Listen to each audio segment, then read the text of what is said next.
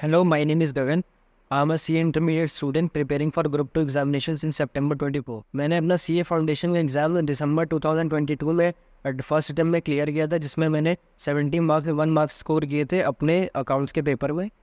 तो मैं आज आपको टिप शेयर करूँगा जो मैंने पर्सनली फॉलो की थी अपनी प्रिपरेशन जर्नी में, and that help me score 71 in. Tip number 1 is clear your accounting basics.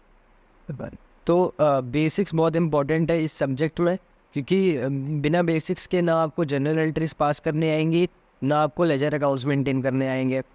General entry आपको सिर्फ याद करनी पड़ेगी आपकी अगर बेसिक्स क्लियर नहीं है, और लेजर पोस्टिंग तो जनरल एंट्री पे ही बेस्ड है, तो आपको जनरल एंट्री आनी ही चाहिए, नहीं तो आप प्रोसीड नहीं कर सकते। तो जनरल एंट्री का एग्जांपल लेते हैं। इफ़ आप जनरल एंट्री कोई पास कर रहे हो, उसके पीछे का लॉजिक ढूंढो। लॉजिक जनरल एंट्री आपको कोई भी ट्रांजैक्शन दिया है, आप ट्रांजैक्शन की पहले नेचर आइडेंटिफाई करो, ये पर्सनल नेचर का अकाउंट है या रियल नेचर का अकाउंट है या नॉमिनल नेचर का अकाउंट है। एंट्री पास करने के पहले आप ये नेचर आइडेंटिफाई करोगे। नेचर आइडेंटिफाई करने के बाद आप अपने गोल्डन रूल्स ऑफ अकाउंटिंग के हिसाब से आप अपनी एंट्री पास करो। बेसिक्स में लेजर अकाउंट्स बनाने बहुत ज़रूरी है। अगर आपको लेजर अकाउंट्स बनाने नहीं आते तो आपको बहुत प्रॉब्लम होगी आगे के चैप्टर्स में, क्योंकि सारा सिलेबस ही लेजर अकाउंट्स पे बेस है, जैसे कि finance accounts, partnership accounts, LNP accounts, everything is based on your basics like general entry and ledger. Second point है कि आपको बहुत अच्छी कंसेप्चुअल नॉलेज होनी चाहिए। आप जिस भी फैकल्टी से पढ़ रहे हो या आप सेल्फ स्टडी कर रहे हो, आपको कॉन्सेप्ट्स की अच्छी नॉलेज होनी चाहिए। बिना कॉन्सेप्ट्स पे होल्ड के आप क्वेश्चंस प्रोसीड नहीं कर सकते। आपको किसी भी पर्टिकुलर आइटम का ट्रीटमेंट बहुत अच्छे से आना चाहिए। थर्ड पॉइंट है, आपको जितने भी क्वेश्चंस सॉल्व कर रहे हो अपनी प्रिपरेशन जर्नी में, आपको रिटन में ही करना है।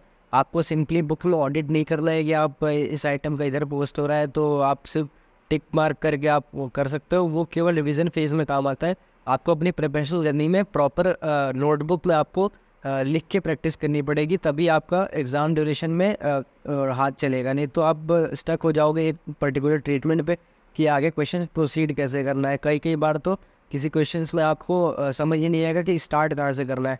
तो बिना राइटिंग प्रैक्टिस के आपका पेपर उतना अच्छे से नहीं जाएगा। इसलिए आप जितनी भी आपको टाइम मिला 3 to 4 या 6 मंथ आपको प्रिपरेशन के लिए, आप ये मेक श्योर करो कि जितने भी क्वेश्चंस आप अकाउंट्स में कर रहे हो, आप सिर्फ अकाउंट्स में ऐसे क्वेश्चंस करो जिसमें राइटिंग बहुत ज़्यादा है, जिससे आपके काफ़ी राइटिंग प्रैक्टिस अच्छे से हो जाए। तो फोर्थ सबसे इम्पॉर्टेंट पॉइंट है प्रायोरिटाइज स्टेप मार्किंग।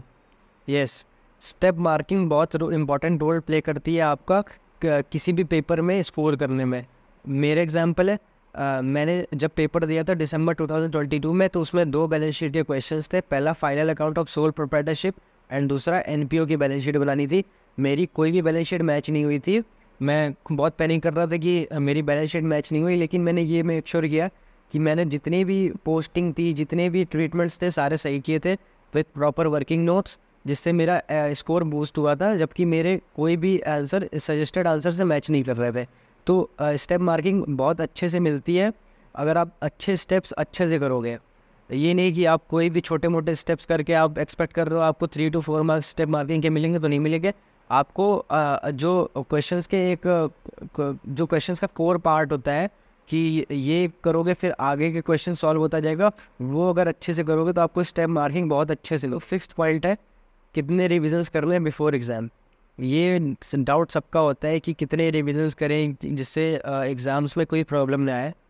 तो आपको जितने इंपॉर्टेंट कॉन्सेप्ट्स हैं वो तो डेली आपको पढ़ने के बाद ही रिवाइज करने हैं, बट बिफोर एग्ज़ाम्स आपके कम से कम 2 to 3 रिविजन्स होने ही चाहिए along with mock test and everything. Next point है, आप आप जिस टाइम पढ़ रहे हो, आप अपनी प्रिपरेशन कर रहे हो, उस टाइम जो भी क्वेश्चंस आपको अच्छे लग रहे हैं या आपको लग रहा है कि ये हाँ ये इंपॉर्टेंट हो सकता है, या आपके टीचर जो मार्क कराते हैं उनको एक तरफ मार्क करके एक नोटबुक में लिख लो या बुक में ही मार्क कर लो।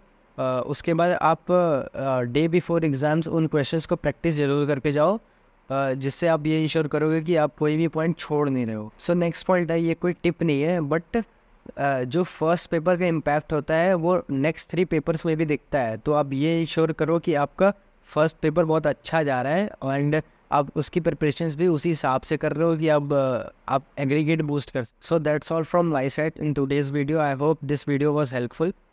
अगर आपको किसी भी टॉपिक पे वीडियो चाहिए related to CA foundation, CA intermediate, आप कमेंट कर दो इस वीडियो के अंदर। मैं जल्दी से जल्दी बनाने की ट्राई करूँगा।